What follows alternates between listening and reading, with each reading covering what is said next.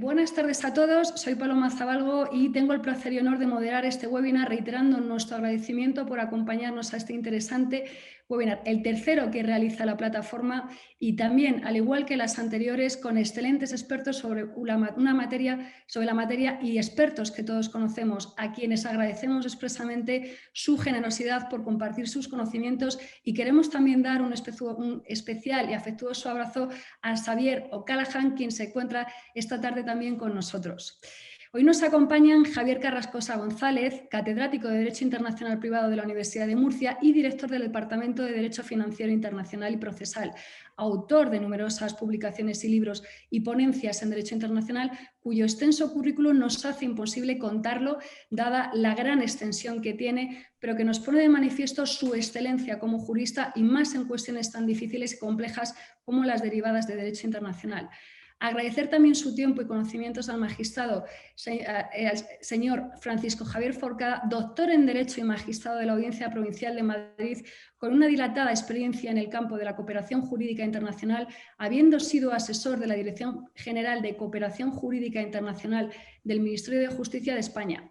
En la actualidad se encuentra en servicios especiales desempeñando el cargo de letrado del Servicio de Relaciones Internacionales del Consejo General del Poder Judicial y desde hace varios años como representante de España como juez de enlace de la Red Internacional de Jueces de la Conferencia de La Haya.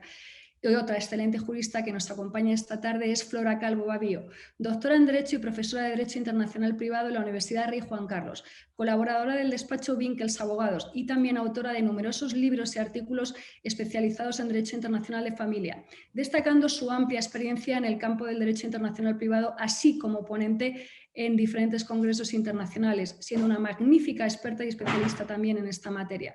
También contamos hoy con la oportunidad de tener con nosotros a Blanca Otero, mediadora y abogada con amplia experiencia en el campo de la mediación familiar e intrajudicial, en centros de apoyo a las familias del Ayuntamiento de Madrid, juzgados de familia y puntos de encuentro familiar de la Comunidad de Madrid, formadora en diversos cursos de resolución de conflictos en diversas universidades, colegios profesionales y centros escolares. En la actualidad forma parte del equipo de mediación familiar intrajudicial de los juzgados de familia de Vigo y es profesora de Derecho Procesal también en dicha universidad.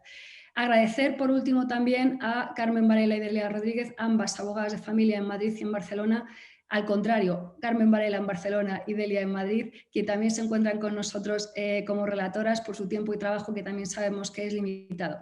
Nuevamente, agradecimiento a todos y en especial a estos excelentes ponentes y le doy la palabra a Javier Carrascosa para que comience con su maravillosa ponencia. Muchas gracias, Javier. Muchas gracias a vosotros. Primero pido confirmación para saber si se oye correctamente. ¿Sí? Bien. Muchísimas gracias a todos los integrantes de esta fantástica plataforma Familia y Derecho, cuya labor en la difusión de los valores y de los principios y de los derechos fundamentales de todos en el ámbito de la familia y especialmente en el sector internacional debe ser subrayada por encima de todo. Es para mí un honor, un privilegio, una fortuna y realmente un momento alegre estar aquí con todos vosotros. Muchísimas gracias, Paloma, y todos los de la plataforma. Y también os doy las gracias por compartir este webinar con Blanca Otero, con Javier Forcada y con Flora Calvo, a las que, bueno, no podemos estar juntos ahora, pero en cierta manera este webinar nos conecta de una manera un poco más humana, porque algunas personas de las que están aquí pues nunca las he visto de verdad, nunca las he visto realmente, pero al menos a través de la pantalla pues estamos unidos y eso creo que es importante. De verdad, muchísimas gracias. Vamos directos al asunto porque me han dicho que aquí hay un representante del Ministerio Fiscal infiltrado que nos corta el tiempo en cuanto nos pasamos 3 segundos. Así que vamos directos al asunto. El tema que me ha tocado en suerte, que no es verdad que me ha tocado en suerte, sino que lo he elegido yo, es el de los divorcios transfronterizos y la determinación del tribunal competente en estos casos internacionales. Esta es una cuestión de capital importancia.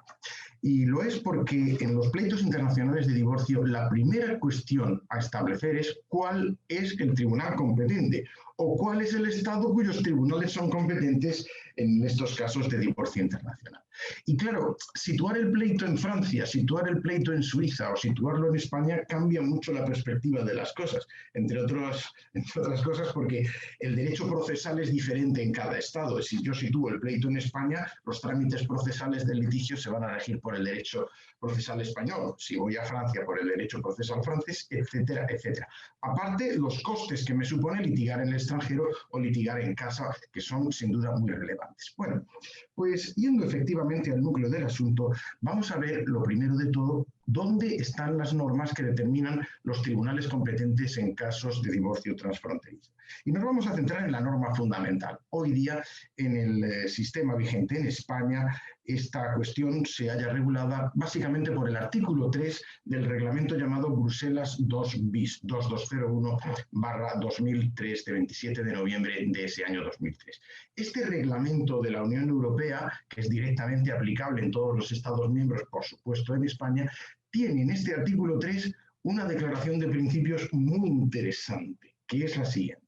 Cuando se trata de un divorcio internacional, y hablo de divorcio internacional en toda su extensión, pueden ser dos ecuatorianos que viven en Murcia y que se quieren divorciar, o puede ser un español casado con francesa que viven cada uno en su país después de haberse peleado, que es lo normal. En todos los casos de divorcio internacional, la determinación del tribunal competente la vamos a hacer a través de este artículo 3. Y este artículo 3 tiene, atención, porque no me equivoco, tiene nada más y nada menos que 7 foros de competencia judicial internacional. ¿Esto qué quiere decir? Pues lo primero que tenemos que saber es que esto significa que puede haber más de un Estado miembro cuyos tribunales sean competentes para decidir el divorcio. Así que debemos andar con pies de plomo para saber, en estos casos, cuál va a ser el concreto tribunal competente, visto que pueden ser varios. Y la primera pregunta también que nos viene a la cabeza es ¿por qué esto es así? Pues esto es así, queridos amigos, queridas amigas, por una razón muy sencilla. Y es que en los pleitos internacionales transfronterizos de divorcio, el divorcio, que se refiere efectivamente a una pareja matrimonial, está conectado con varios países.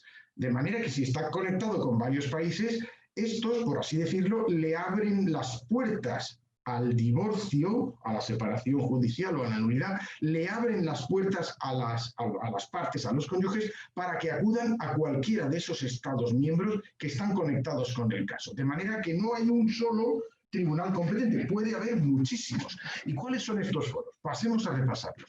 El primer foro del artículo 3 es la residencia habitual de los cónyuges en el momento de presentación de la demanda. Ojo, porque el momento es importante, es lo que nosotros llamamos en este latín que tanto nos gusta, perpetuatio jurisdictionis, es decir, ¿en qué momento hay que determinar la residencia habitual común? En el momento de presentación de la demanda. Ejemplo muy claro que se da en la región de Murcia, donde yo tengo la suerte de vivir todos los días. Dos ecuatorianos viven en Lorca, ¿se pueden divorciar en España? Respuesta, pues naturalmente que sí. ¿Por qué? Porque su residencia habitual está en España y por tanto los tribunales competentes son los españoles. Los españoles pueden conocer. Es que son ambos ecuatorianos. La nacionalidad es irrelevante, porque como me dice mi maestro, el profesor Calvo, la nacionalidad se ostenta, pero en la residencia habitual se vive. Y por tanto, lo que entiende el legislador europeo es que la conexión más fuerte está con la residencia habitual. Pero sigamos adelante, porque vamos más allá a por los demás foros. El segundo foro, última residencia habitual de los cónyuges cuando al menos uno de ellos todavía reside allí en el momento de presentación de la demanda. Imaginaros estos dos ecuatorianos que viven en España y que, hecho aguas el matrimonio, él se enfada, cosa que es habitual, y se va a buscar trabajo a Portugal. Y por tanto ya tenemos en el momento de presentación de la demanda la esposa que vive en España y el marido que vive en Portugal. ¿Pueden litigar, pueden instar el divorcio ante los tribunales españoles? Sí, con arreglo a este segundo foro, porque es el lugar de su última residencia habitual común y todavía uno de ellos vive ahí en España. Por tanto, los tribunales españoles todavía son competentes. Tercer foro de competencia, la residencia habitual del demandado en el momento de presentación de la demanda. Nil novum sub sole, porque este es el foro de siempre, el foro del domicilio del demandado, aquí transformado en residencia habitual del demandado. Allí donde está el demandado, allí voy a por él. Que el demandado, es decir, uno de los miembros de la pareja, se ha ido a vivir a París, yo puedo demandar en Francia y pedir allí el divorcio, la separación judicial o la nulidad del matrimonio. Que se ha ido la ecuatoriana a vivir a Alemania, ante los tribunales alemanes puedo presentar la demanda de divorcio. Cuarto foro de competencia. Atención. Residencia habitual de cualquiera de los cónyuges, pero solo en caso de demanda conjunta. Como los casos de demanda conjunta son bastante escasos, poco frecuentes en el ámbito internacional, mejor lo dejamos pasar para concentrarnos, atención, queridos amigos, queridas amigas, en el foro que es, sin duda, la estrella invitada del artículo 3. La residencia habitual del demandante. Atención, porque es importante. Por primera vez es el demandante el que puede demandar en su casa en pleitos de divorcio. Esto es algo que realmente ha causado un profundo shock en todos los sistemas de derecho internacional privado europeos, porque no era un foro en absoluto común para los pleitos de divorcio. ¿Y esto por qué es así? Pues porque, queridos amigos, queridas amigas, el legislador europeo, hay que decirlo, es divorcista, le gusta el divorcio. ¿Por qué? Bueno, los italianos consideran que el divorcio es un mal remedio para una situación muy mala. Sin embargo, otros legisladores, el español, por ejemplo, el europeo, sin duda, consideran que el divorcio es la apertura de unas puertas a una nueva vida, la posibilidad de volver a ser libre y rehacer tu vida. Entonces, visto así, el legislador europeo dice, os voy a dar 7 foros donde os podáis divorciar, o sea que no va a ser por falta de tribunales, seguro que encontráis alguno, pero además, si tú eres el demandante, ya estás harto de estar vinculado por un matrimonio con el que no eres feliz y quieres divorciarte, vas a poder demandar en tu casa. Esto es, señores, amor por el divorcio, es decir, el legislador europeo es divorcista. Pero ojo, cuidado, porque uno podría pensar, claro, están los 2 ecuatorianos, viven en Murcia, ella está harta de él, es lo mismo de ella, y entonces ella dice, no te aguanto más, me voy a vivir a Dublín. Mala elección, porque en Dublín hace un tiempo horroroso, pero bueno, se ha ido a vivir a Dublín. Y claro, él no sabe que ella se ha ido a vivir a Dublín. Y de pronto un día le llega una notificación de la, de la Court of Appeal of Dublin y que le dice, bueno, pues acaba de usted de ser notificado de que tiene una demanda de divorcio pendiente en Dublín. ¿Cómo? ¿Y esto cómo es? Pues, ¿qué dice el reglamento? Tú te puedes ir al país, al Estado miembro que quieras y allí puedes demandar, pero ojo, que te van a pedir algo más. Si te vas a vivir a un país del que no eres nacional, a un Estado miembro, se te pide que para que sean competentes esos tribunales en materia de divorcio, lleves viviendo allí con tu residencia habitual al menos 1 año. Por tanto, el ecuatoriano se puede ir a Irlanda y después de 1 año de tener allí su residencia habitual, solo después de ese año puede poner la demanda de divorcio, separación o nulidad.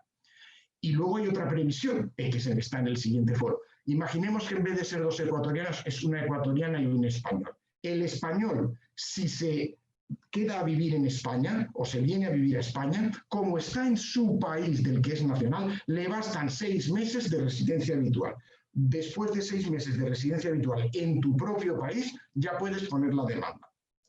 Ejemplo de un caso que llevé hace muy poco. Eran 2 franceses que vivían en España, se pelean de facto y él regresa a París y le entran los ardores del divorcio, que quiero presentar la demanda ya. Pues no puedes, aunque seas francés y vivas en París, tienes que esperar 6 meses. Si hubieras sido luxemburgués o alemán y te vas a vivir a París, te hubieran pedido 1 año entero. Esto es para proteger un poco al demandado y que no sea el demandante, el actor, el que se vaya a un país y provoque la competencia, porque eso es peligrosísimo. Y luego nos queda un último foro. Este es un foro hecho para los nostálgicos de Europa. Porque claro, la Unión Europea es muy grande, muy grande. Somos 500 millones de personas, sobra alguno, pero bueno, en total somos 500 millones. Y claro, pero no todos viven aquí.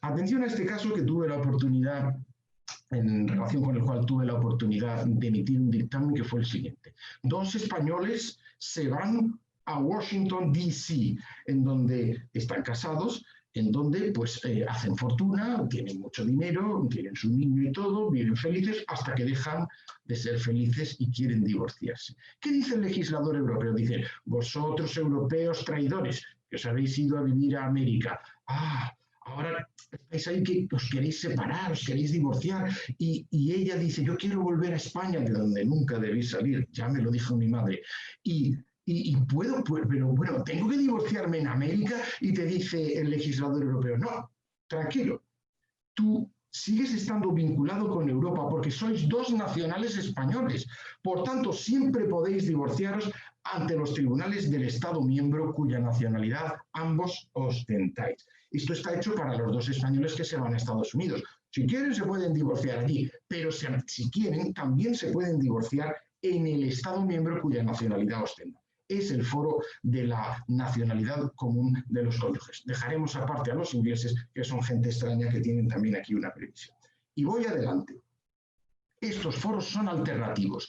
El demandante va a elegir cuál de los 7 foros, si concurren las circunstancias, va a utilizar para colocar la demanda. Pero ojo, que estamos en el divorcio, que cuando ya sabéis que en el amor y en la guerra vale todo. ¿Y qué es el divorcio? Sino una guerra que viene después del amor. Aquí vale todo.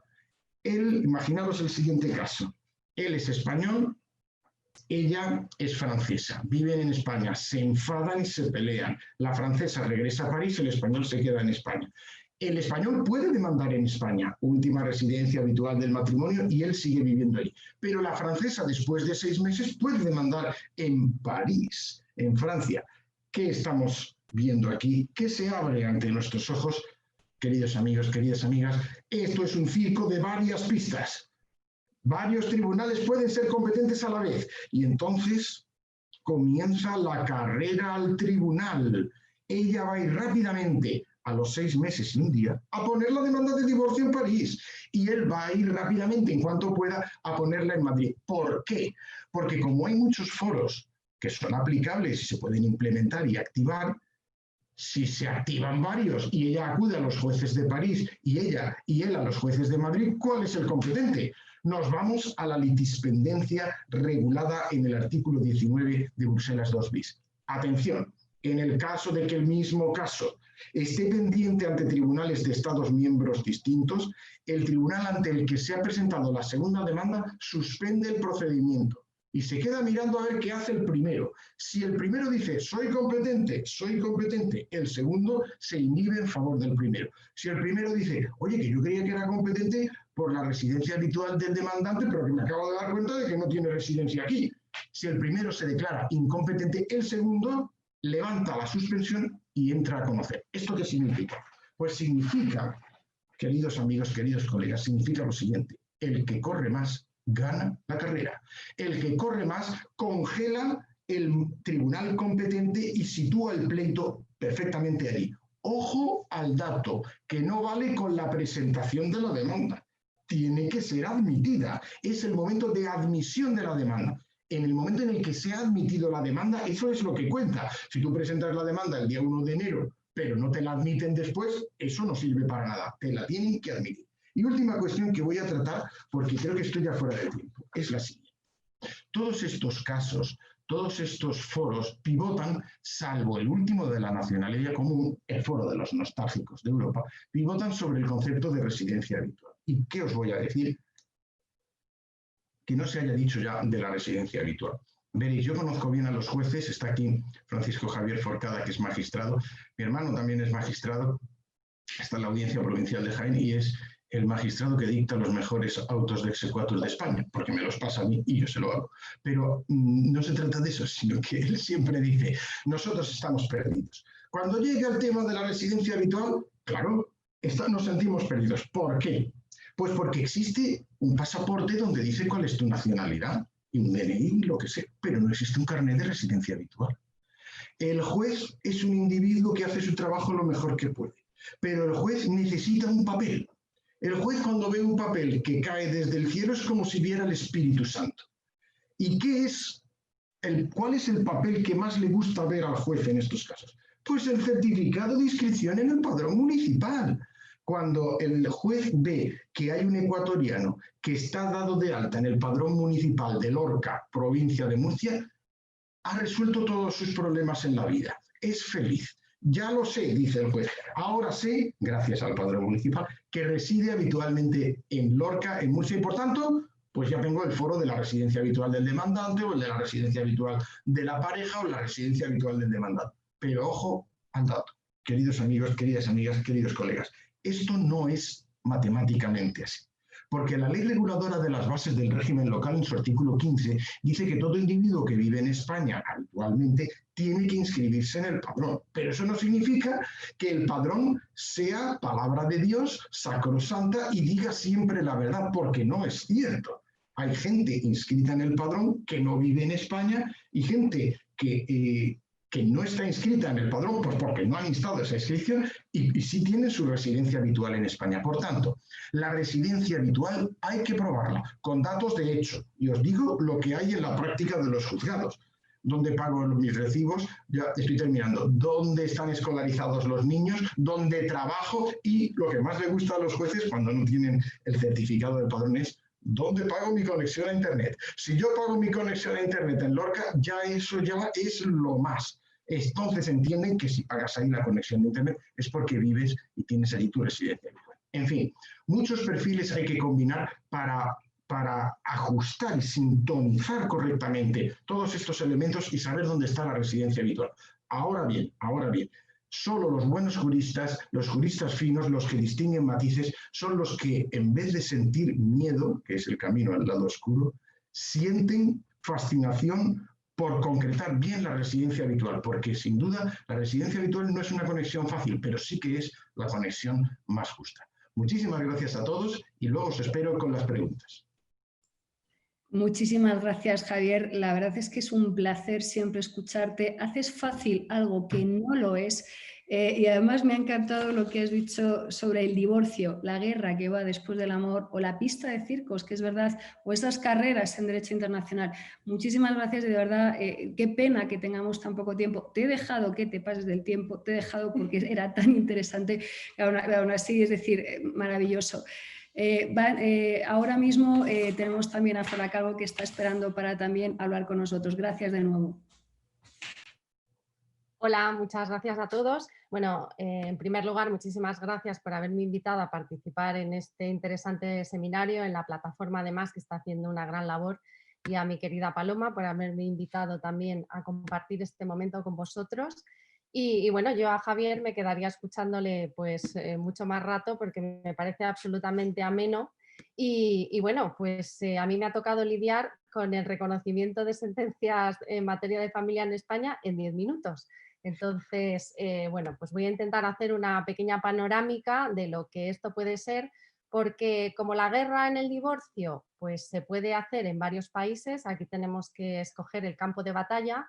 Los divorcios pueden estar, los divorcios y las cuestiones familiares pueden estar conectadas con varios ordenamientos. Entonces, bueno, pues si hay varios tribunales competentes, nosotros vamos a tener una sentencia que no va a tener que desplegar solo sus efectos en un determinado estado, sino que puede tener que desplegar sus efectos en varios estados. ¿Qué podríamos hacer para eso? Pues para evitar que las personas tengan que demandar en todos los sitios donde la sentencia tiene que desplegar sus efectos, para evitar eso, que sería una grave carga para el justiciable y además daría lugar a sentencias que son contradictorias, que dicen unas cosas en un sitio y otras cosas en otro, pues está el sistema de reconocimiento de sentencias. Casi todos los estados del mundo tienen un sistema de reconocimiento de sentencias que permite que una sentencia que se dicte en un estado pueda desplegar sus efectos en otro, cumpliendo una serie de requisitos. Los requisitos que tienen que cumplir estas sentencias pues pueden estar en normativa interna, en las leyes internas que hagan los estados, que digan cuáles son los requisitos que se tienen que cumplir, o bien en convenios internacionales, en el caso de la Unión Europea, en reglamentos. España no es ninguna excepción. Nosotros tenemos varias normas de reconocimiento de sentencias específicas, por ejemplo, en materia de específicas como serían adopción internacional, pero tenemos también una magnífica ley que se hizo en el año 2015 que bueno, pues modificó nuestro sistema, que era muy deficiente anteriormente, que es la ley 29/2015 de cooperación jurídica internacional, de cooperación jurídica internacional en materia civil y mercantil.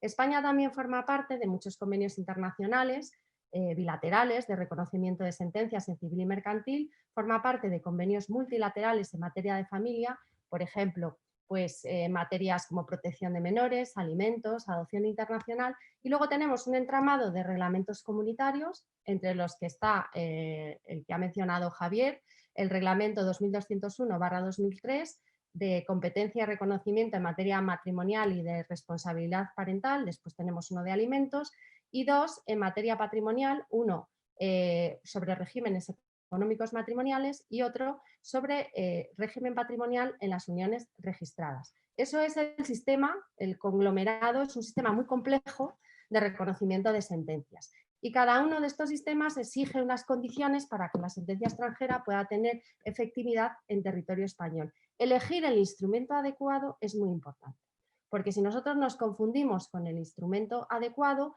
pasará que la sentencia tardará mucho más tiempo en reconocerse, tendrá que someterse a mayores requisitos o a lo mejor no se reconoce en absoluto. Así, si tenemos pues, una sentencia que acuerda unos derechos de visita que proviene de Francia, vamos a tener varios instrumentos que se podrían aplicar. La Ley de Cooperación Jurídica Internacional, el Convenio Bilateral de Reconocimiento de Sentencias con Francia, el Convenio de La Haya de 1996 sobre protección de menores y el Reglamento Comunitario. ¿Cuál es la diferencia? Por ejemplo, si nos confundimos, pensamos que no hay nada y aplicamos la Ley de Cooperación en vez del reglamento. Pues que el reglamento establece que las visitas que están contenidas en una sentencia que proviene de Francia se pueden ejecutar directamente. Mientras que si aplicamos la Ley de Cooperación Jurídica Internacional, tendría que haber un reconocimiento previo, que además el auto que dicte el juzgado de primera instancia puede ser apelable en la audiencia provincial y estaremos tardando mucho tiempo en dar efectividad a esas visitas. Por eso es súper importante organizarse, saber hacer el mapa de normas, que es un poco lo que les cuento yo a mis alumnos, saber las normas que se pueden aplicar y ir seleccionando la norma correcta. Siempre que haya un convenio internacional o un reglamento comunitario, la norma interna se tacha porque es una norma de aplicación subsidiaria, solo se aplicará si no hay nada más, y después, siempre que se pueda aplicar un reglamento comunitario, se aplicará con preferencia a cualquier otra cosa que pueda existir. Entonces ahí ya tenemos pues un poco el mapa de normas, sabemos clasificar y sabemos qué norma tenemos que aplicar para que esto sea una cosa pues muy efectiva y la persona que tiene una sentencia dictada en un estado pues pueda obtener justicia en otro estado donde no se dictó la sentencia. Pues si los cónyuges se divorciaron en Francia, era un español y una francesa que vivían en París, se dicta la sentencia de divorcio en Francia porque allí podían poner el divorcio, pero el matrimonio está inscrito en los dos estados. Pues se inscribe en el registro en Francia, pero aquí en España también se puede inscribir en el registro sin necesidad que tengamos que poner un nuevo procedimiento. ¿Cuáles son las condiciones de reconocimiento de las sentencias? Bueno, pues dependiendo de lo que tengamos que aplicar, las condiciones serán más o menos severas. Si aplicamos la Ley de Cooperación Jurídica Internacional es cuando nos vamos a encontrar con unas condiciones más severas. Tendremos unas condiciones de forma y unas condiciones de fondo. En cuanto a las condiciones de forma, bueno, pues vamos a tener que aportar una copia auténtica de la resolución, que eso pasará en todos los regímenes de reconocimiento, apostillada o traducida, apostillada o legalizada y traducida. Y la sentencia, pues tendrá que ser firme, salvo casos excepcionales. Vamos a controlar la competencia del juez de origen, va a tener que ser dictada por un juez que era competente. El demandado tiene que ser debidamente notificado en tiempo y forma. La sentencia no puede contravenir, o sea, ser contradictoria con una sentencia que se hubiese dictado en España sobre lo mismo. Tampoco puede haber un procedimiento abierto con anterioridad y tampoco puede existir una sentencia extranjera anterior que pueda reconocerse, anterior a la que se intenta reconocer. Todos esos controles. Y luego además el procedimiento va a ser en primera instancia, donde la parte contra la que se reconozca va a poder alegar alguno de esos motivos y luego esto recurrir. ¿Qué pasa con el resto de los sistemas de reconocimiento con los que nos vamos a encontrar en los convenios y los reglamentos? Bueno, pues que teóricamente aligeran las condiciones y aligeran el proceso. Esto no pasa con los convenios bilaterales. Los convenios bilaterales están, porque están, pero ahora mismo con la Ley de Cooperación tampoco sirven para demasiado, porque no mejoran el sistema de reconocimiento. Los multilaterales, pues en alguna ocasión sí. Sobre todo se mejora el sistema de reconocimiento de las sentencias por los reglamentos comunitarios, porque los reglamentos comunitarios suprimen muchos controles. Por ejemplo, no exigen legalización ni apostilla. No van a exigir firmeza tampoco. Y el control de la competencia en materia de familia pues va a ser un control de la competencia que no se va a producir, con lo cual las sentencias tienen que pasar muchísimos menos controles. Después, hay algunas que tienen un exequatur, bueno, llamamos exequatur, pero no es una cosa así muy técnica, un reconocimiento, tendríamos que decir, mucho más aligerado. Hay dos instancias también, pero una instancia es como un poquito de mentira. ¿Por qué? Porque el juez normalmente lo que hace en esta primera instancia, salvo en familia que puede controlar alguna cosita, vamos, en menores que controlan alguna cosita más, es una regularidad formal de los documentos. Todos los documentos tienen que estar. Pero una vez que están todos los documentos, inaudita parte otorga el exequatur. Y la otra parte, la parte contra la que se ejecuta, lo que puede hacer es oponerse a ese exequatur por los motivos tasados y concretos que están en los reglamentos en un recurso de apelación en la audiencia provincial. Entonces es como una instancia y media lo que tenemos ahí. Entonces recortamos un poquito y recortamos un poco de tiempo. Pero es que hay algunas resoluciones que, por ejemplo, no tienen esta necesidad de ser homologadas o de cumplir bueno, sí tienen que cumplir esos requisitos, pero no en este proceso como de medio homologación, sino que tienen una ejecución directa. Eso pasa con las visitas otorgadas en una resolución en un Estado miembro o, por ejemplo, los alimentos. La sentencia que contiene un pronunciamiento sobre alimentos es título ejecutivo y nosotros ya podemos poner una demanda de ejecución con esa sentencia extranjera.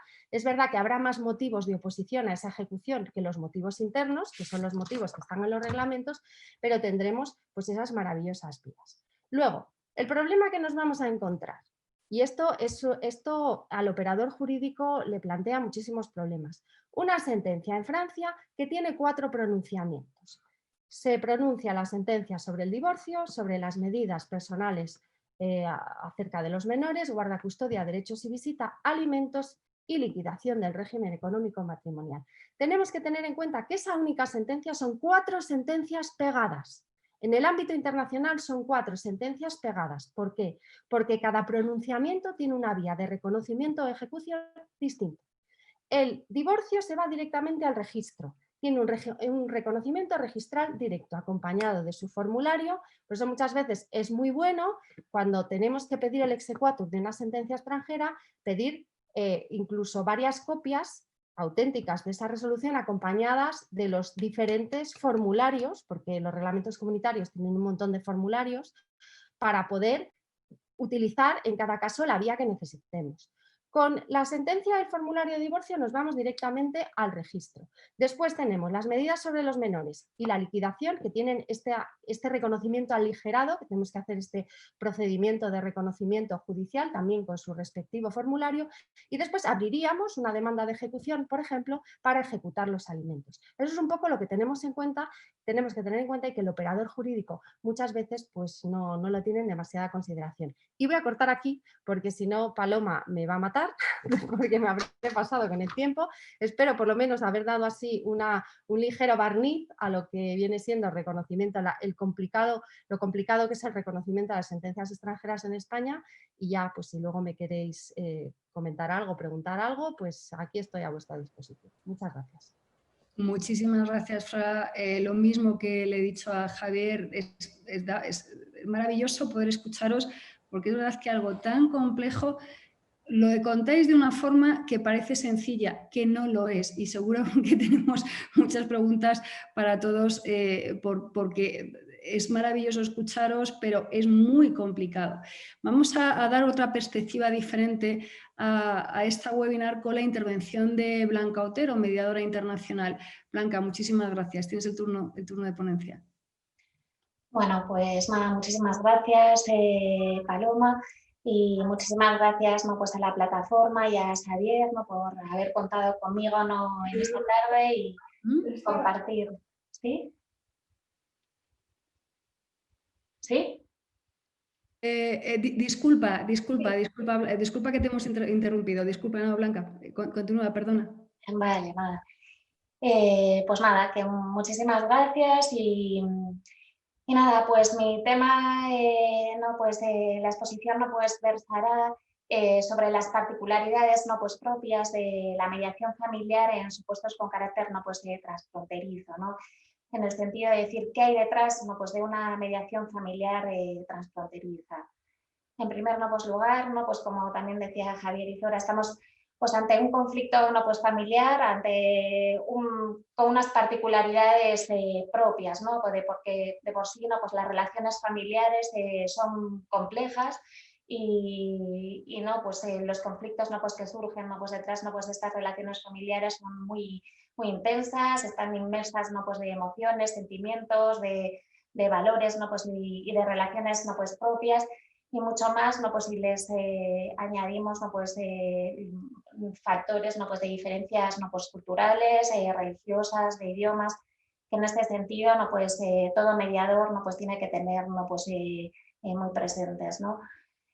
Nosotros a día de hoy en el servicio de mediación intrajudicial tenemos muchos matrimonios mixtos entre senegaleses y españolas que llama la atención y a la hora no, pues, de abordar no, pues, estas mediaciones pues tenemos que adecuar no, pues, todas estas diferencias culturales no, pues, y religiosas no, pues, que están ahí no, pues, muy presentes.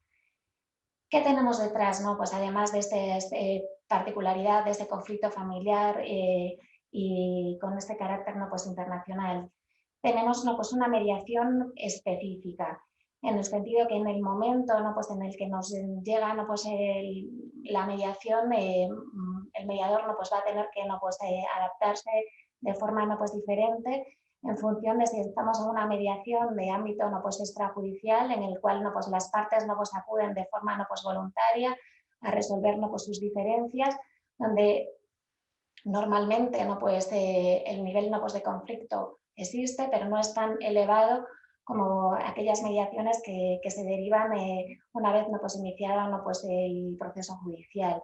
O ya mucho más, el conflicto no, pues, está mucho más, más intenso cuando hablamos no, pues, de aquellos casos no, pues, de sustracción internacional no, pues, de menores, donde al hecho no, pues, de la ruptura de pareja no, pues, se le suma no, pues, el temor no, pues, a la pérdida no, pues, de los lazos no, pues, afectivos, es muchísimo más difícil no, pues, la coparentalidad, el mantener no, pues, el lazo no, pues, afectivo, incluso no, pues, el idioma, si estamos hablando no, pues, de niños no, pues, muy pequeños. Por tanto, estamos ante una mediación pues, con factores de interculturalidad, donde muchas veces está presente no, pues, la distancia no, pues, geográfica, donde concurren no, pues, varios no, pues, sistemas no, pues, legales, diferentes idiomas, operadores no, pues, jurídicos no, pues, que ofrecen un entorno no, pues, de gran no, pues, de complejidad y otro no, pues, factor no, pues, añadido no, pues, que nos encontramos con a día de hoy, no tanto a nivel no, pues, nacional como internacional, un gran desconocimiento de lo que es no, pues, la mediación. Y esto pues, está generando no, pues, y genera no, pues, en muchas ocasiones no, pues, desconfianza no, pues, a esta forma no, pues, alternativa, complementaria no, pues, de resolución no, pues, de conflictos.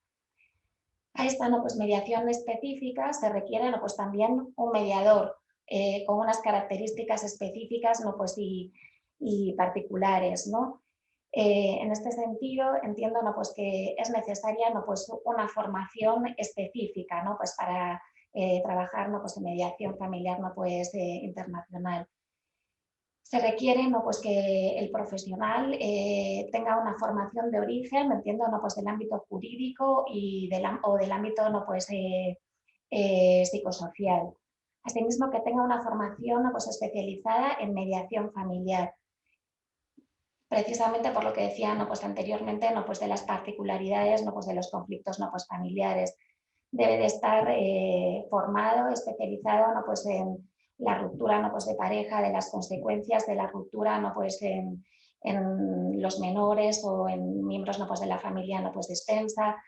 Debe estar ¿no? Pues entrenado en entrevistas con adolescentes y con menores, conocer ¿no? Pues, todas ¿no? Pues, las diferentes ¿no? Pues, leyes ¿no? Pues, de familia y un entrenamiento ¿no? Pues, específico, sobre todo para supuestos de sustracción internacional ¿no? Pues, de menores, donde hay un contexto, ¿no? Pues, la atención, un tiempo no, pues limitado, ¿no? Pues para realizar, ¿no? Pues la mediación, donde vas a tener que incentivar, ¿no? Pues a las partes, ¿no? Pues sobre todo, ¿no? Pues para el progenitor, ¿no? Pues que ha sufrido, ¿no? Pues la sustracción, ¿no? Pues del menor, y asimismo tiene que, ¿no? Pues estar, ¿no? Pues entrenado, ¿no? Pues para trabajar con un comediador de otro, ¿no? Pues, no, pues otro país, de otra cultura, ¿no?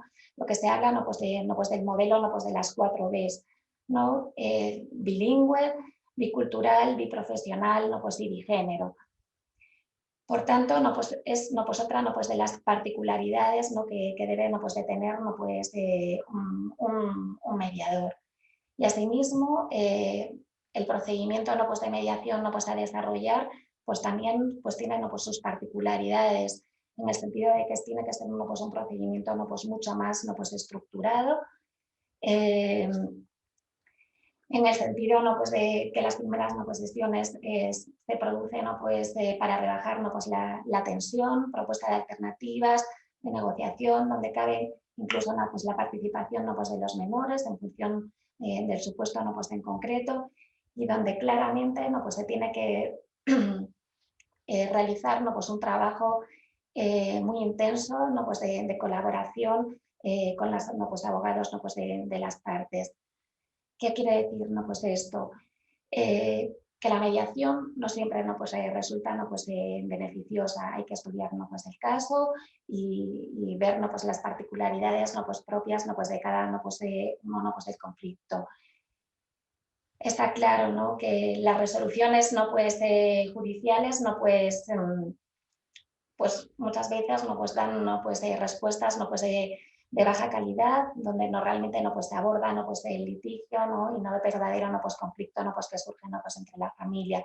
Pero nos debe tener que quedar claro, ¿no? Pues que no todas, ¿no? Pues las personas en el momento, ¿no? Pues de la ruptura, ¿no? Pues en la que se encuentran, o el momento personal en el que se encuentran, son susceptibles, ¿no? Pues para, ¿no? Pues someterse, ¿no? Pues a un procedimiento, ¿no? Pues de mediación. De ahí, ¿no? Pues la labor fundamental del abogado, que es con la persona con la que normalmente, ¿no? Pues, tienen el primer contacto, y es, ¿no? Pues, clave. Perdón. Y sobre todo el papel, ¿no? Pues fundamental, ¿no? Pues del abogado en una materia, ¿no? Pues tan compleja, ¿no? Pues en la cual nos encontramos, ¿no? Que es necesario, ¿no? Pues el asesoramiento tanto en el inicio, durante y sobre todo en el final, ¿no? Pues de la mediación, si las partes, ¿no? Pues han alcanzado, ¿no? Pues un acuerdo, ¿no? Donde se debe de asegurar, ¿no? Pues la certeza, ¿no? Pues y la legalidad, ¿no? Pues de los compromisos, ¿no? Pues alcanzados. Básicamente, ¿no? Pues son un poco así a grandes rasgos, ¿no? Pues cómo se desarrolla y las particularidades, ¿no? Pues que son necesarias, ¿no? Pues para una mediación, ¿no? Pues en este ámbito. Muchas gracias.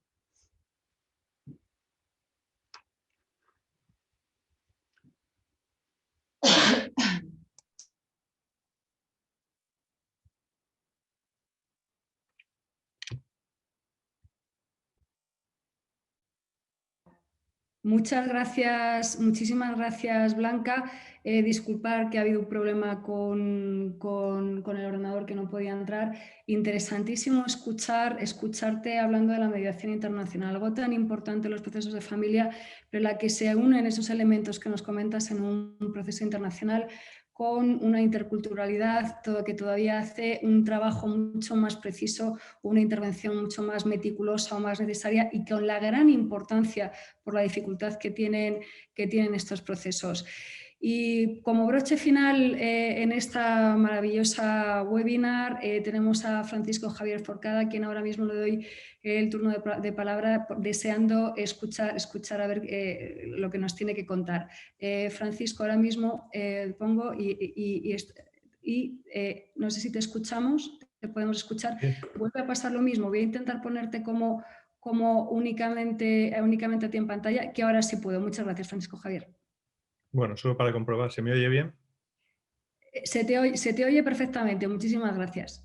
Bueno, pues estupendo. Bueno, la verdad es que a mí me ha tocado hablar del tema de restitución de menores y voy a hablar rápido porque la verdad es que tengo poco tiempo y sí que quería comentar algunas ideas o algunos puntos de actualidad, no solo relativos al tema de restitución de menores, sino a cosas que interesan dentro de la plataforma.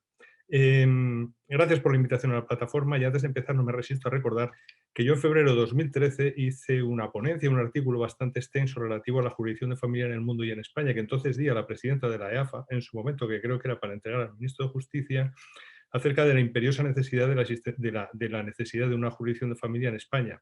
Allí se analizaba la situación en más de 20 países de todo el mundo, conté con la ayuda de los jueces de la Red Internacional de Jueces de la Haya, y la verdad es que en aquel momento no sirvió de mucho, pero que me hizo mucha ilusión ver que la plataforma reactivaba esta idea y que se sigue luchando por la especialidad en la jurisdicción de familia.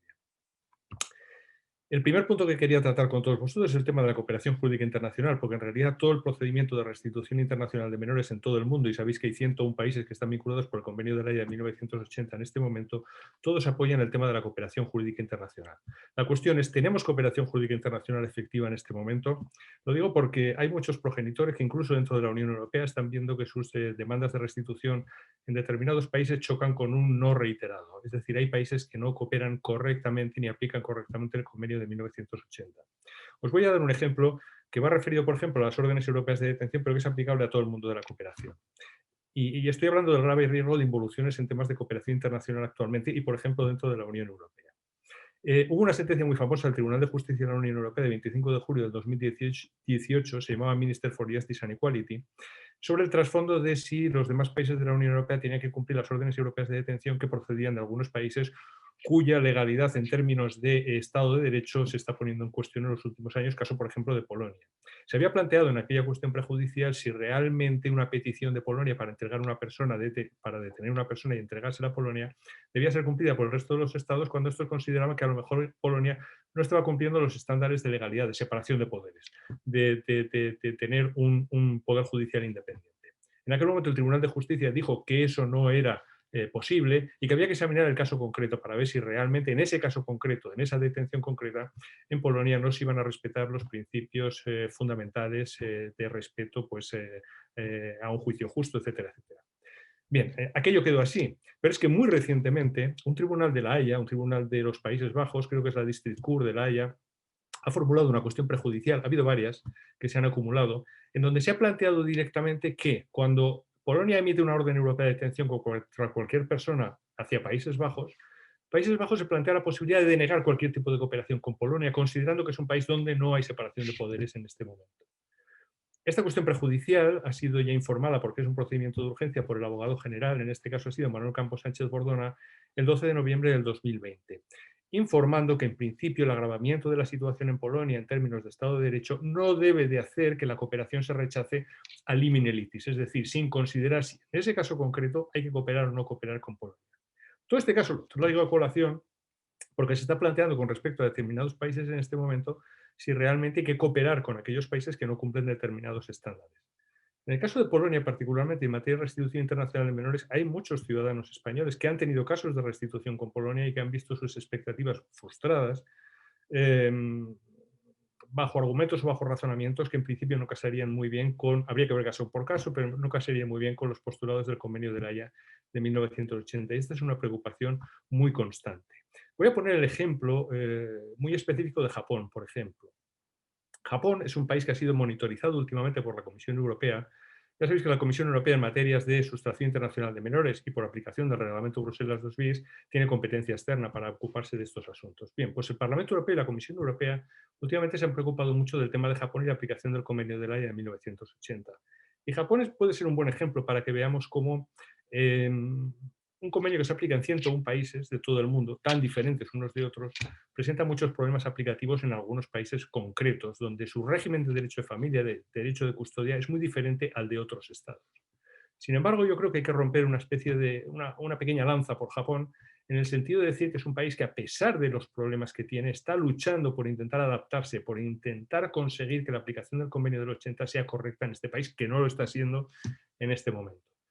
Yo tuve un poco de participación antes del 2014, cuando Japón estaba en negociaciones en la conferencia de la Haya para suscribir el convenio de 1980. Y yo entonces conocí a Mikiko Tami, que era una representante del gobierno de Japón en la conferencia de la Haya, y doy fe de los esfuerzos que este país estaba haciendo por implementar su normativa interna para adaptarla a la al convenio de 1980.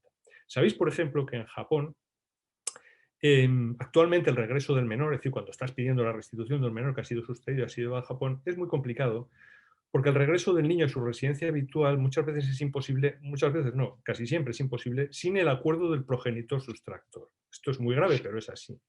Incluso en presencia de una decisión judicial japonesa que haya establecido el retorno, si el progenitor sustractor se opone a la restitución del menor, este muy probablemente no va a salir de Japón.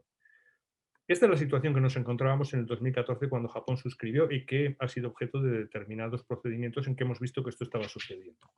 ¿Cuál es el gran problema de Japón, por ejemplo, en temas de restitución de menores? Bueno, Japón no reconoce que el principio de la custodia compartida exista. Es decir, para ellos no puede haber custodia compartida. Y la observancia de los derechos de visita del progenitor al que no se le ha concedido la custodia es extremadamente difícil. En Japón, cuando se presenta un divorcio, a uno de los padres se le concede la custodia física y legal exclusiva. Y este progenitor puede decidir sobre todos los derechos de visita del excónyuge. Y más del 90% de los divorcios se presentan fuera de procedimientos judiciales en Japón. Simplemente se presenta un documento, un papel de divorcio, y se procede al divorcio. Y cuando un progenitor custodio incluso se vuelve a casar, el hijo de la anterior unión puede ser adoptado por el nuevo cónyuge sin notificarlo al padre biológico no custodio. Todo este entramado de normativa de derecho de familia en Japón, indudablemente, choca mucho con lo que son los postulados del convenio de la Haya de 1980 y hace muy difícil la restitución de menores que han sido llevados a Japón en estas situaciones. Bien, esto se plantea porque, particularmente en este año, en el año 2000, bueno, desde el año 2018, se ha venido intentando por parte de la Unión Europea presionar a Japón en el sentido de que sea mucho más proclive a las restituciones de menores o que adapte su legislación a la Convención de la Haya de 1980. La presión internacional ha conseguido que el Parlamento Nacional de Japón, lo que se llama la Dieta, aprobara una serie de reformas no en su derecho sustantivo de familia, pero sí en la ley de enjuiciamiento civil y en la ley de implementación que ellos habían promulgado en el 2014 respecto del convenio del 80, y el 10 de mayo del 2019 han reformado su ley de enjuiciamiento civil. En realidad, las enmiendas que se aprobaron entonces, hace apenas un año, en teoría, permitirían la ejecución de las órdenes judiciales para la entrega de los menores sin la presencia del progenitor sustractor. Sin embargo, la realidad está demostrando desde el año 2019 que si el sustractor, el progenitor sustractor, está presente y obstruye la entrega del menor, hay muchísimas posibilidades de que la ejecución de la resolución judicial pueda frustrarse por la preocupación de las autoridades ante un posible daño psicológico que pueda causarse al menor. Esto es una realidad práctica, es decir, es una consecuencia de la reforma del 2019, pero no deja de ser una realidad práctica.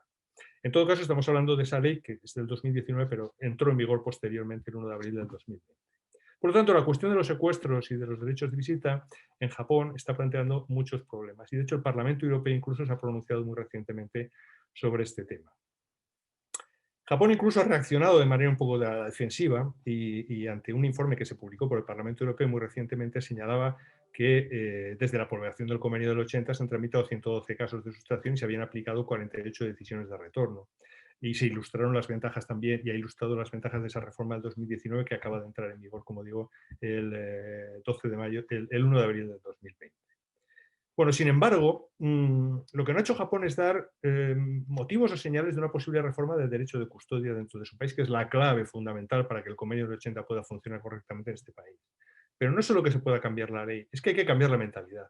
Es decir, las sociedades son muy distintas en un estado y en otro, y las sociedades y el tema de la familia va muy intrínsecamente ligado a la forma de ser de cada una de las personas que viven en estados muy concretos. Y esto es muy difícil de cambiar en Japón.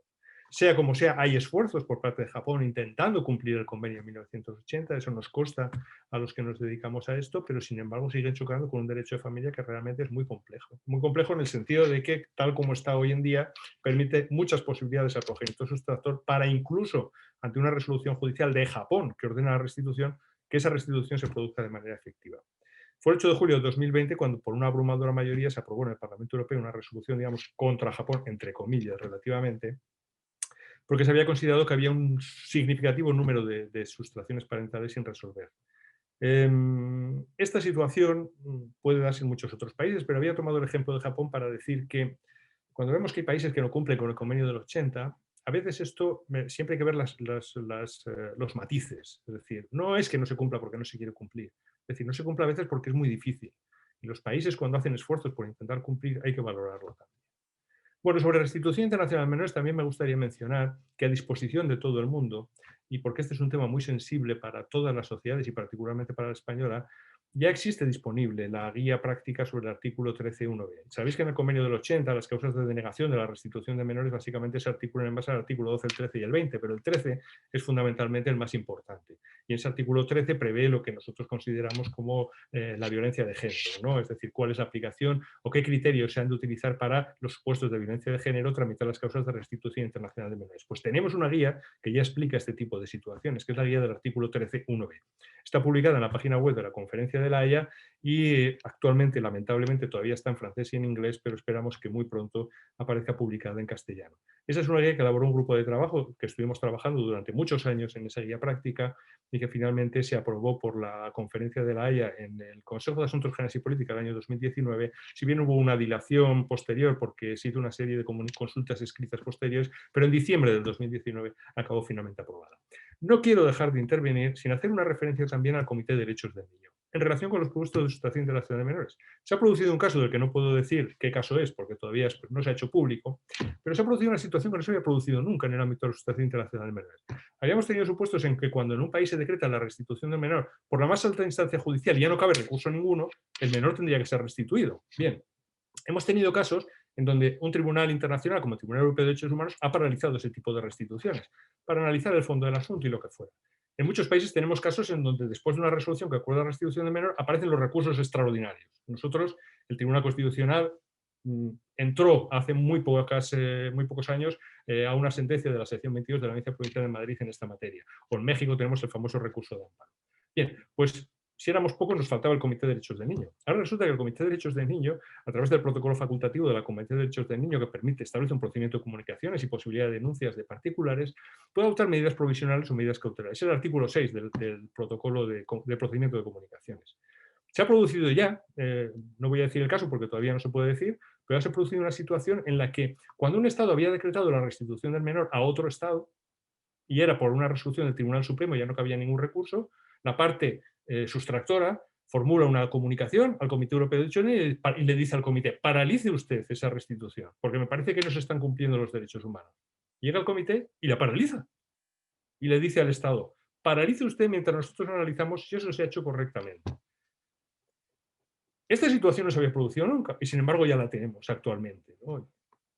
En este caso en concreto hubo una serie de alegaciones del Estado que al cabo de unos meses permitieron que el comité levantara esa medida cautelar y permitiera la restitución del menor siempre que se hiciera con todas las garantías, como si los Estados cuando acuerdan la restitución del menor no tienen en cuenta todo ese tipo de garantías. La inmensa mayoría de los Estados tienen en cuenta que la restitución se haga siempre salvaguardando todos los derechos fundamentales del menor. Lo dejo apuntado porque es un tema que ya sabéis lo que pasó con el Tribunal Europeo de Derechos Humanos y toda la jurisprudencia que se vertió a raíz de la primera sentencia, que fue la de Nürnberg-Herzogenaurach, y veremos si esto naturalmente coge carrerilla y se van produciendo casos similares. Para concluir, la celeridad en los procesos de restitución. Si todavía me queda un minuto o dos, que creo que sí. La celeridad en los procesos de restitución. Esta es la clave, la madre de todas las batallas, y esto es un aspecto fundamental. Muy recientemente en la Conferencia de La Haya, bueno, muy recientemente no, las estadísticas que tenemos, digamos, como oficiales después de la última comisión especial del convenio del 80, nos están diciendo que, por ejemplo, en el año 2015, las restituciones de menores se producen de una manera más lenta de lo que se hacían en el año 1999. No voy a dar el dato concreto, pero esto es así. Y uno dice, ¿cómo es esto posible? Si cuando se publicó la conferencia de 1980 las comisiones rogatorias se hacían con paloma mensajera, y esto es una forma de hablar, pero se hacían, vamos, de una manera en la que costaba muchísimo enviar una comisión rogatoria, cumplimentarla, etcétera, etcétera, en el mundo digital actual, ¿cómo es posible que nos planteemos que no podemos hacer más rápidamente las restituciones de menores? Yo creo que uno de los factores que influye en esta situación, por supuesto, no es que tengamos más medios digitales, que los tenemos y que darían más celeridad a los procedimientos de restitución. Seguramente es que en la sociedad del siglo XXI hay mayor protección a los derechos de los menores. Sabéis que ha habido una evolución desde principios del siglo XX a finales del siglo XX. El tratamiento de los menores, sobre todo en el ámbito internacional, ha sido muy diverso. De una regulación internacional inicial a principios del siglo XX, donde la tutela se consideraba pues, como una institución ligada a una especie de concepto de derecho privado de la familia, respetuoso de las tradiciones familiares, donde el poder de los progenitores era el que más importaba respecto a los menores, ha ido pasando progresivamente hasta la segunda, después de la Guerra Mundial, hasta los años 60, a una concepción más intervencionista y pública sobre los menores, en la protección de los menores, algo que se ha exacerbado con posterioridad. De manera que ahora hay una tendencia absoluta a restringir los derechos de los adultos sobre los menores y a enfatizar las obligaciones que los adultos tienen sobre los menores, cuyo interés superior es prioritario de todo. Quizá esto haga que los procedimientos donde están involucrados los menores sean más difíciles de tramitar, porque ante todo se trata de velar porque se protejan sus intereses superiores, ¿no? Bien. Pero vuelvo a lo de la celeridad, es decir, si el plazo de 6 semanas para restitución menor, que ya constaba en el convenio de la Haya de 1980, no se está cumpliendo, nos vamos a encontrar ahora con un nuevo reglamento, que es el 2019-1111 de la Unión Europea, que viene a sustituir al reglamento Bruselas 2 bis, que frente a las 6 semanas para dar trámite a una restitución de menores, ha establecido unos plazos más amplios. Este nuevo reglamento no se va a aplicar hasta el año 2022, por lo tanto podemos estar tranquilos y vamos a tener tiempo para estudiarlo y para sopesarlo, pero es cierto que lo que ha hecho ha sido alargar los procedimientos contra, digamos, nuestro actual artículo 78.4.5, que siguiendo los postulados del convenio del 80 y siguiendo los postulados del reglamento Bruselas 2 bis, establecía un plazo muy estricto de 6 semanas para tramitar las restituciones de los menores. En el nuevo reglamento habrá 3 plazos diferenciados. Habrá un plazo de 6 semanas en la primera instancia, 6 semanas en la apelación y otras 6 semanas para la ejecución de la restitución, lo cual no se va a cumplir, evidentemente. Es decir, no se cumplen los plazos y lo que hacemos es dar más plazo.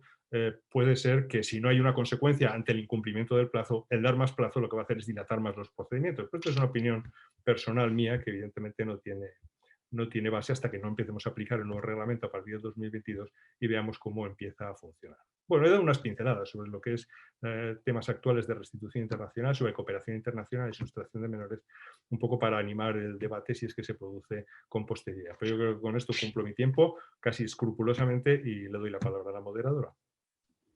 Muchísimas gracias, Francisco Javier. Igualmente, interesantísimo escucharte. Comparto contigo absolutamente la opinión sobre los plazos, porque si no hay ninguna consecuencia, efectivamente, no tiene ningún sentido. Interesantísimo lo que has contado, además, sobre la situación de Japón.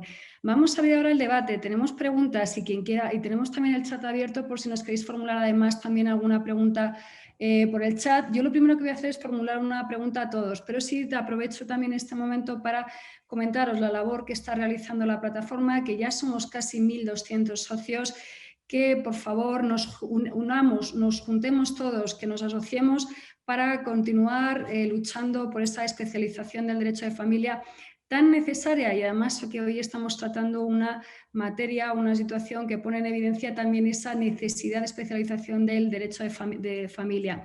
Os voy a hacer una pregunta a todos y voy a comenzar por Javier, en la que os están preguntando ¿qué opinión les merece la exploración de menores por videoconferencia prevista en el artículo 778 quinquies, apartado 8 de la Ley de Enjuiciamiento Civil? Y si tenéis alguna experiencia, habéis tenido alguna experiencia sobre esta cuestión, o qué opinión os merece esta situación por videoconferencia.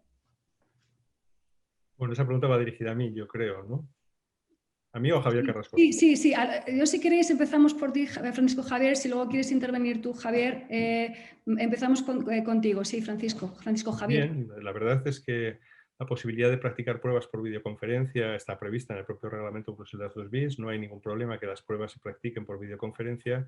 Y la verdad es que hay que computar, hay que tener en cuenta siempre que los procedimientos de restitución, el menor se encuentra en otro estado, a donde ha sido llevado por el sustractor, y las posibilidades de que el juez, que está conociendo del fondo del asunto, aplicando, por ejemplo, el artículo 11.6 y 8 del reglamento Bruselas 2 bis, pueda oír al menor, son muy difíciles si no se recurre a mecanismos como el de la videoconferencia.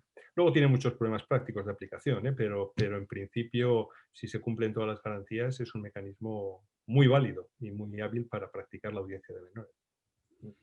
Muchísimas gracias. No sé si alguno queréis también contestar esta pregunta desde el punto de vista, por ejemplo, Blanca, ¿qué te parece esa posible exploración por videoconferencia?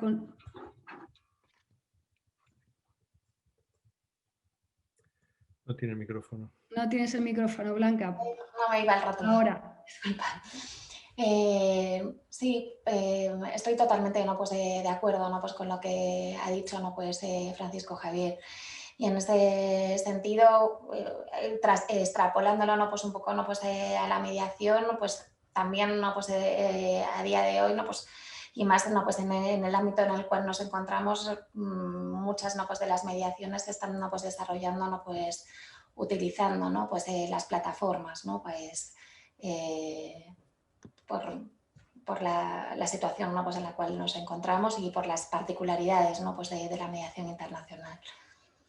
Muchísimas gracias, Blanca. Javier Carrascosa, nos preguntan, tenemos varias preguntas. Habla del divorcio. Si existieran hijos con menores, ¿pueden ser dos tribunales distintos los que conozcan del divorcio y de las medidas de los hijos? Pues efectivamente con los tribunales hemos topado, porque igual que decía antes Flora Calvo con mucho acierto que una sentencia de divorcio son 4 sentencias pegadas, en la competencia hay pues hasta 4 posibles tribunales competentes. Puede haber uno para los alimentos, otro para el régimen económico, otro para disolver el vínculo matrimonial y otro para los menores. Vamos al caso de los menores. El reglamento Bruselas 2 bis, en un ejercicio de funambulismo jurídico, pues entendía que una cosa es la disolución del vínculo, que nos vamos pues a la residencia habitual última del matrimonio, generalmente donde vive uno de ellos, y las cuestiones de menores, que se deciden por el tribunal del lugar donde el menor tiene su residencia habitual. Y entonces, ¿qué nos encontramos? Pues que efectivamente puede haber unos tribunales de un Estado miembro competentes para disolver el matrimonio, es decir, para pronunciar el divorcio, y otros que son competentes para dictar las medidas relativas a la responsabilidad parental de los menores, guardas, custodias, visitas, etc. Claro, como esto es realmente, choca con la economía procesal y eleva mucho los costes del litigio, pues se intentó unificar estos tribunales, pero bajo ciertos requisitos. Entonces, el artículo 12 de Bruselas 2 bis, básicamente, yendo al núcleo del asunto, nos dice que tenemos un tribunal competente para los menores y otro para el divorcio. ¿Cuál es el que puede ganar? El del divorcio. Es decir, curiosamente, el del divorcio atrae en ciertas condiciones el conocimiento también de la litis sobre los menores. ¿Cuándo? Bueno, pues cuando el juez entienda que esa acumulación de competencias va en interés del menor y cuando los cónyuges que se están divorciando estén de acuerdo en que la cuestión de los menores se lleve y se resuelva por el tribunal del divorcio. O sea que fijaros en el caso. Es que tuve hace muy poco, durante plena pandemia, por cierto, para facilitar las cosas, tuve un caso así. Eran un holandés y una española que vivían en España, pero el niño lo tenían en Holanda con la abuela. Y entonces, claro, cuando llegó el momento del divorcio, pues teóricamente el juez holandés tenía que decidir sobre las medidas del niño y los jueces españoles sobre el divorcio. Pues yo me preguntaba, ¿por qué tanto hablar del interés del menor? ¿Por qué no se puede llevar el divorcio en Holanda y sin embargo, es decir, acumular el divorcio al foro del menor, y sin embargo es el menor el que se tiene que trasladar a España para que España conozca del divorcio y del menor? Aquí el interés del menor está un poco en entredicho, porque entre el tribunal del divorcio y el del menor siempre gana el del divorcio. Se puede acumular en ciertas condiciones en favor del tribunal del divorcio, pero no en favor del tribunal del menor. Curioso, curioso. Otra de las exigencias que requiere este artículo es que se ejerza la responsabilidad parental de manera efectiva sobre el menor, lo cual es difícil cuando el menor vive en un país y los padres están en el otro. Es decir, tiene que demostrarse que los padres se están ocupando del niño, que ejercen su patria potestad, etcétera, etcétera. Pero, en fin, yo he visto cosas muy raras en esta galaxia. Muchísimas gracias, Javier. Sí, Flora, no, sí, yo me quedo también con varias preguntas para Javier, sí, Flora, por favor. No, que yo quería decir que es que el operador jurídico en España, o sea, los jueces, incluso muchos abogados, tienen tatuado en la mente que el juez del divorcio tiene que conocer necesariamente de las medidas de los menores, de los alimentos. Entonces, no les cabe que la competencia interna para eso no es competencia judicial internacional, porque el juez español no puede conocer del divorcio si resulta que no tiene competencia, o sea, el que conoce el divorcio puede no poder conocer sobre los niños y no tiene competencia judicial internacional para ello. Yo también recuerdo un caso Era una familia de españoles que vivían en Alemania y entonces ella había iniciado un proceso de divorcio con respecto, no proceso de divorcio, sino un proceso de medidas sobre los menores. En Alemania se puede, es decir, en Alemania no hay que pedir el divorcio y medidas sobre los menores, sino que se puede pedir las medidas sobre los menores solas. ¿Qué pasa? Que el señor, como eran los dos nacionales españoles, intentó divorciarse en España y no lo consiguió hasta la cuarta. ¿Por qué? Pues porque el juez español lo mandaba a Alemania y decía que no se podía, porque ahí había un procedimiento de menores y porque además no tenían la residencia aquí. Digo, hombre, pero si es por la nacionalidad común. Entonces lo intentó en primera instancia, se lo tumbaron, en apelación se lo tumbaron. Luego el señor se volvió aquí, la señora se seguía quedando en Alemania con los niños. Entonces, intentó poner, ya no solo por nacionalidad común, sino además por residencia suya de más de 6 meses, había ya 2 criterios de competencia, que basta uno, y se lo tumbaron en primera instancia. Y finalmente se consiguió ganar en la audiencia. ¿Pero qué pasó? Que este señor ha tardado 5 años en divorciarse. Entonces, hay que tener muy claro que el tema interno no es igual que el internacional, que es lo que dice Javier siempre, lo de la dispersión internacional del pleito. Entonces, se puede poner el divorcio en un sitio y se puede, y perfectamente el juez de los niños pues puede ser competente para los niños y no para el divorcio y así. Javier, ¿querías añadir algo que te he visto? Javier Carrascosa, no sé si querías añadir algo sobre esta cuestión. No puedo decirlo mejor que Flora, porque ella lo ha dicho perfectamente. Y el problema es el vicio que tienen con el 770 y tantos de la ley de enjuiciamiento civil los jueces españoles. ¿Pero dónde está el niño? ¿Dónde está el niño? No, que el niño está en Holanda. Ah, pues yo entonces no puedo, porque el niño tiene que estar aquí porque yo lo llevo todo. El error está, como ella muy bien ha subrayado, en que se creen que los artículos de competencia territorial y objetiva de la ley de enjuiciamiento civil se aplican a los casos internacionales directamente, a las bravas, y eso no es así, por la dispersión internacional del pleito, efectivamente. Y hay que hacer esa labor de pedagogía de la magistratura para convencerles de que eso no es necesariamente así. Y que un juez español puede divorciar a los cónyuges en España, aunque el niño viva en Holanda, y ya se ocupará el juez holandés de dictar las medidas sobre el niño que vive en Holanda. Pero hacerles cambiar esa mentalidad en relación con la ley de enjuiciamiento civil, que la tienen entronizada, no es tarea sencilla. Sobre esta cuestión, os queremos preguntar, comenzando por Francisco Javier.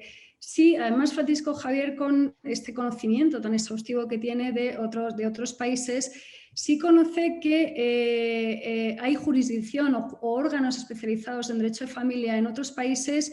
Y si estos países donde los puedo tener funciona de otra forma, es decir, es más fácil, es más ágil, esta problemática que según nos están contando Flora y Javier, es verdad que es a nivel interno, pero que hay que conocerlo, es diferente, es decir, ¿cuál es, si conoce, o una pregunta también para todos con esa experiencia internacional que tenéis?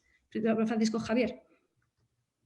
Claro que sí, es totalmente diferente, es decir, no tiene nada que ver la jurisdicción de familia que existe en países donde esta jurisdicción está especializada con la jurisdicción de familia que tenemos en España. Bueno, en España no tenemos jurisdicción de familia.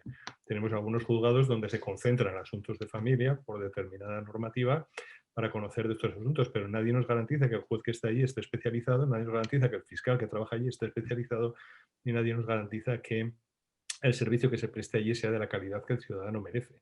La inmensa mayoría de los países del mundo, lo que es la jurisdicción de familia es totalmente distinta de cualquier otro tipo de jurisdicciones. Tienen edificios separados, tienen profesionales separados, tienen medios separados. Es totalmente distinto.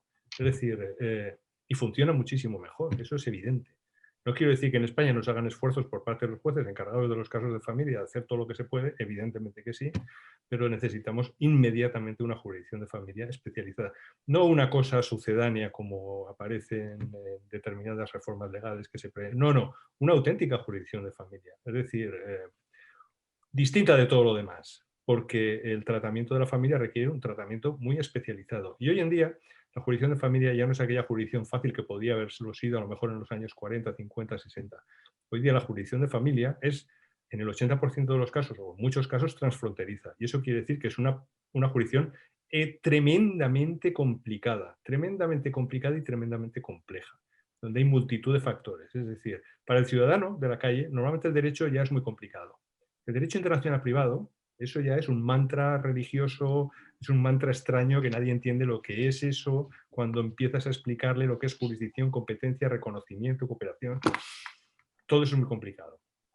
Pues familia es una jurisdicción actualmente que requiere una especialización clarísima.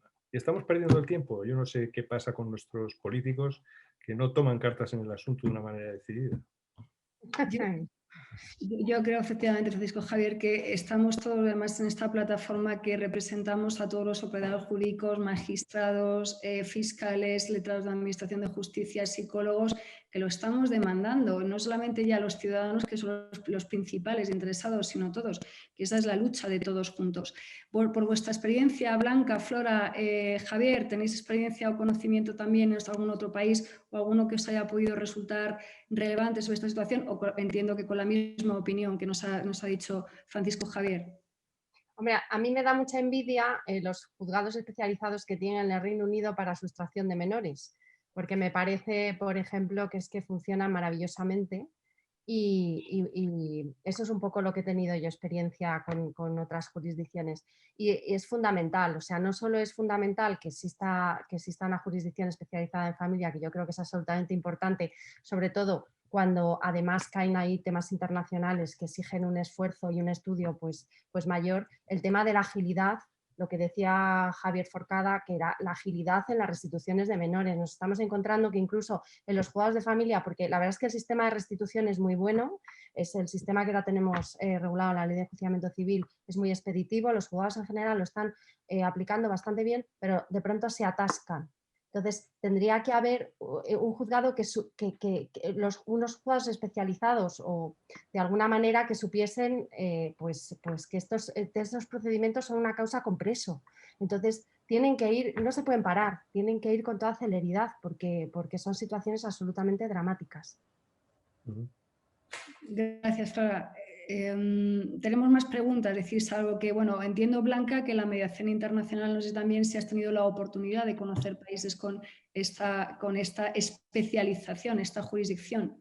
Sí, conozco experiencias sobre todo de Reino Unido y Alemania y coincido, ¿no?, que a nivel, ¿no?, pues de mediación es exactamente, ¿no?, pues igual. La ley nacional, la ley 5/2012, ¿no?, pues no recoge, ¿no?, pues las particularidades, ¿no?, pues de los conflictos, ¿no?, pues de familia, ni la formación, ¿no?, pues que se requiere, ¿no?, pues a un mediador, ni posteriormente, ¿no?, pues todo lo relativo, ¿no?, pues al acuerdo, a la impugnación del acuerdo, ¿no? Vamos, exactamente, ¿no?, pues sería, ¿no?, pues necesario, ¿no?, pues unas previsiones, ¿no?, pues específicas y pues una ley, ¿no?, pues marco, ¿no?, pues que recogiese, ¿no?, pues esas especificidades del derecho de familia y de la mediación familiar, ¿no?, en particular. Yo creo que es algo que reclamamos y que queremos todos. Tenemos una pregunta por chat de Cristina Carretero que nos dice que se le plantea la duda de cómo se fija la cantidad a reclamar por pensiones de alimentos en otro país. Cuando la sentencia se fija una cantidad al mes, el formulario lo requiere. ¿Habría que determinar la deuda debida en un incidente en caso de oposición? Javier, por ejemplo, Javier Carrascosa. La duda, reclamar por pensiones de alimentos en otro país. Cuando en la sentencia se fija una cantidad al mes, el formulario lo requiere. ¿Habría que determinar la deuda debida con un incidente en caso de oposición? Siempre que hay oposición se tiene que abrir un incidente, lógicamente, pero no sé a qué es oposición. Oposición a la sentencia extranjera, se niegan a que produzca efectos en España, porque la sentencia extranjera, si ha sido dictada, produce efectos de cosa juzgada. Y lo que hay cosa juzgada allí, pues se traslada aquí si obtiene el reconocimiento. Y hay que cumplir las sentencias, inclusive, por supuesto, incluso con mayor énfasis las extranjeras en sus propios términos, que bien que lo dice la Ley de Enjuiciamiento Civil. Por tanto, si dice que hay que pagar una cantidad al mes, al igual que hay, por ejemplo, algunas sentencias, que yo he visto una, que los alimentos se pagan en un tanto alzado, es decir, una cantidad global y ahí tienes tus alimentos, y no es una cantidad periódica. Pues si la sentencia extranjera lo dice así, eso no va en contra del orden público internacional español. La sentencia se reconoce. Si hay oposición, se abrirá el incidente y el juez decidirá y adelante, por supuesto. Pero es que hay que recordar que no se trata de adaptar la sentencia extranjera a España, sino de cumplir la sentencia extranjera tal y como la dictó el juez de origen. No se trata aquí de españolizarla. Vamos, entiendo yo que va por ahí la cosa. Entiendo yo lo mismo. Pregunta para Flora. Problemática para el reconocimiento de las sentencias procedentes de la Federación de Rusia. Pues no sé qué problemas tiene para reconocerlas. Hay un convenio internacional, que es el convenio entre el Reino de España y la Unión de Repúblicas Socialistas Soviéticas sobre asistencia judicial, que también se ocupa del reconocimiento, es del año 1990 y ahora se aplica con Rusia. Entonces, bueno, pues la sentencia que proviene de Rusia tendrá que cumplir las condiciones de reconocimiento que están establecidas en el artículo 17 y siguientes de este convenio, y luego el procedimiento será el de la Ley de Cooperación Jurídica Internacional. Entonces, pues si me puede especificar un poquito más la pregunta, saber qué problemas puede haber para el reconocimiento de esas sentencias, pues... Bueno, pues quedamos pendientes. Mientras tanto, para Francisco Javier Forcada, en el caso que exista un procedimiento de restitución abierto, ¿pueden dictarse en el país en el que se encuentra el menor retenido unas medidas de carácter urgente en su protección? Sí, con carácter general sí, se pueden adoptar medidas urgentes, pero siempre teniendo muy en cuenta que son medidas urgentes y que no van a poder circular por ningún país de la Unión, por ningún otro país, y que el competente para conocer del fondo siempre va a ser el país de la residencia habitual, es decir, el país donde vivía el menor antes de ser objeto de sustracción. En el caso de la Unión Europea y dentro del ámbito del reglamento Bruselas 2 bis, hay un artículo que establece que esa posibilidad de adopción de medidas urgentes existe, porque es necesario, por otra parte, pero que esas resoluciones dictadas bajo medidas urgentes no pueden circular por ningún otro país y que siempre tienen una vigencia limitada a la espera de lo que decida el tribunal competente para conocer del fondo, que es el tribunal donde vivía el menor antes de ser objeto de la sustracción. Bajo el convenio del 96 también existe esa posibilidad de adopción de medidas urgentes bajo determinadas condiciones, y precisamente en los casos de sustracción también. Luego, sí, es posible. Muchas gracias. Esta pregunta es importante, además es muy importante en estos casos de la necesidad de protección, siempre con esa vigencia limitada que comentas. Blanca, nos preguntan si en el acuerdo de mediación se regula en qué país se debe reconocer para darle eficacia judicial. Tiene que quedar todo, ¿no?, pues, reflejado, ¿no?, pues, en el acuerdo, y ahí, ¿no?, pues, es fundamental, ¿no?, pues, los letrados, ¿no?, pues, de las partes, para que todo, ¿no?, pues, lo que quede reflejado, ¿no?, pues, en ese acuerdo se pueda trasladar, ¿no?, pues, de forma real y vinculante, ¿no?, pues, a su respectivo, ¿no?, pues, país, ¿no? En el sentido, ¿no?, pues, que para el traslado, ¿no?, pues, correcto, ¿no?, de cada una, ¿no?, pues, de las decisiones, ¿no?, pues, de los progenitores, ¿no?, pues, a cada, ¿no?, pues, país, ¿no?, pues, de origen, ¿no?, pues, tiene que quedar, ¿no?, pues, todo, ¿no?, pues, muy cerrado. Muchas gracias, Blanca.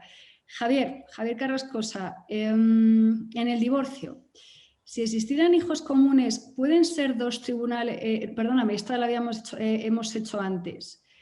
En la situación de dos nacionales españoles con residencia en Estados Unidos, ¿podrían iniciar el divorcio en España aunque tuvieran un hijo menor de edad? Por supuesto, el divorcio vincular, es decir, para divorciarse ellos, la ruptura del vínculo, último de los foros del artículo 3 de Bruselas 2 bis, son dos españoles, se pueden divorciar en España cuando quieran. Si no tuvieran hijos menores y ambos estuvieran de acuerdo, podrían divorciarse incluso notarialmente, y el notario tiene que aplicar las normas de competencia de Bruselas 2 bis.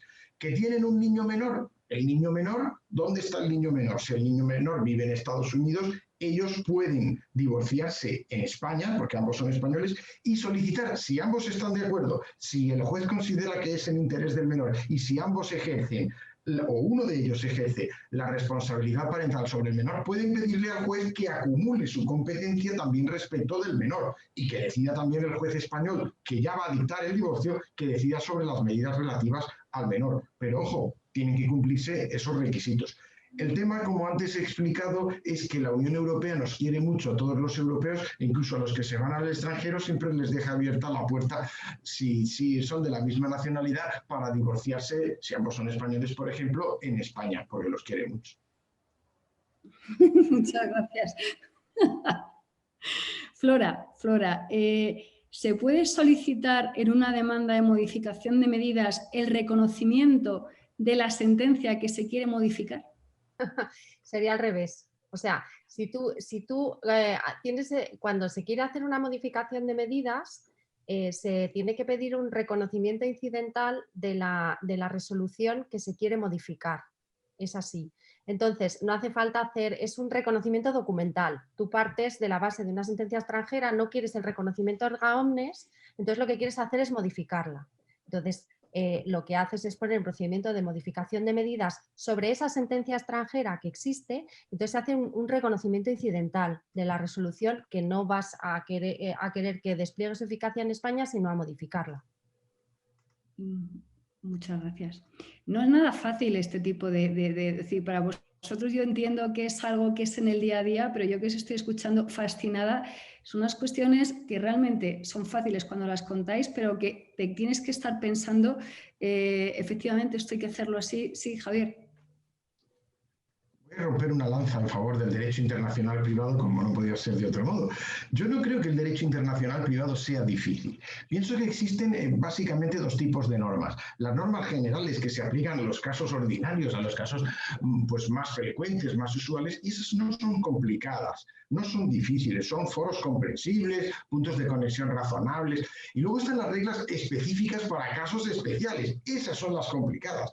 Pero lo que el jurista tiene que tener en la cabeza es que, como dicen los americanos, hard cases make bad law. Es decir, de los casos específicos y especiales no pueden hacer un buen derecho general. Eso es solo para los casos muy complicados. Eso de las cláusulas de excepción, el forum necessitatis, eso es para casos muy especiales. Si nos centramos en las reglas generales, el derecho internacional privado no es difícil, sino que es realmente fascinante. Me queda una pregunta que solamente voy a decir para Francisco Javier, pero aquí Carmen Ruiz nos pide una pregunta. ¿Qué le parece que para una mujer española o extranjera que acaba de llegar a España? Bueno, pero esta pregunta he visto que ya le habías contestado tú por chat, así que, y para cumplir estrictamente el horario, la última pregunta para Francisco Javier, porque esta pregunta, que tenemos que hacer, nos piden que la hagamos también.